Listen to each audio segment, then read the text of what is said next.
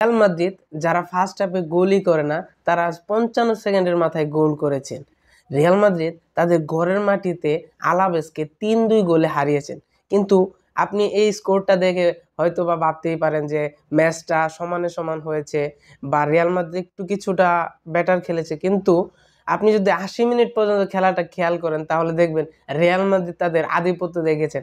তাদের বল অ্যাকুরেসি, বল পাসিং একবারে দুর্দান্ত। প্রবাবলি রিয়াল মাদ্রিদ তাদের ফার্স্ট হাফের বেস্ট ম্যাচটা আজ খেলেছেন লুকাস ভাস্কেস, যিনি একজন ডিফেন্ডার। তিনি ভিনিসিয়াস জুনিয়রের একটি দুর্দান্ত অ্যাসিস্টে তিনি গোল করেছেন। এমবাপ্পে, যিনি পিএসজি ছেড়ে রিয়াল মাদ্রিদে যোগ দেওয়ার পর এখন পর্যন্ত পেনাল্টি ছাড়া কোনো গোলই করতে পারেনি, তিনি আজ ওপেন ফিল্ডে গোল করেছেন। ফার্স্ট হাফে রিয়াল মাদ্রিদ 2-0 গোলে শেষ করে এবং সেকেন্ড হাফ শুরুতেই রদ্রিগোর দারুণ একটি শটে গোল করেন। তার কাছ থেকে আমরা এরকম একটা কিছু আশা করি অ্যাজ এ রিয়াল ফ্যান।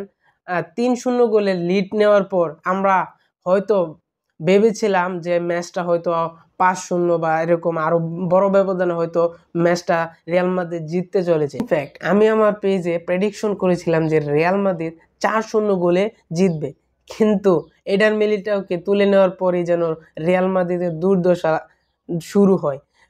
মাত্র 2 মিনিটের ব্যবধানে 85 এবং 87 মিনিটে আলাভেস 2টি গোল করে ফেলে।